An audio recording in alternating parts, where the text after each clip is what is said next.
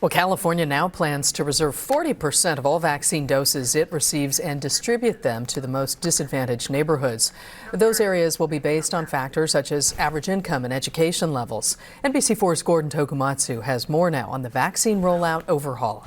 Cindy Loya of Pico Rivera came down with COVID-19 on Christmas Eve. So ill she was bedridden for 2 weeks.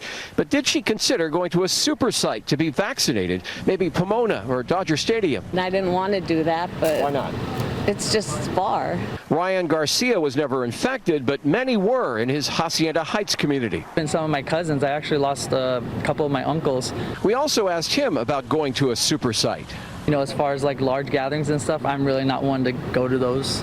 That's the problem that we have with these communities. Dr. Alfonso Torres-Cook is the epidemiologist at Beverly Hospital in Montebello, a small vaccination site now where we met Cindy and Ryan.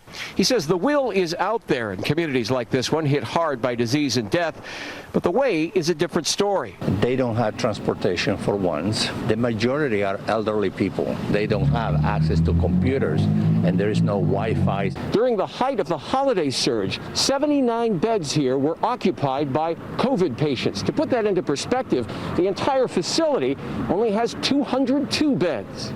So now, Montebello and communities like it will be receiving as much as 40% of the state's entire vaccine supply. I live here, so I'm happy that the people I know and love are going to be able to have access to it. In Montebello, Gordon Tokumatsu, NBC4 News.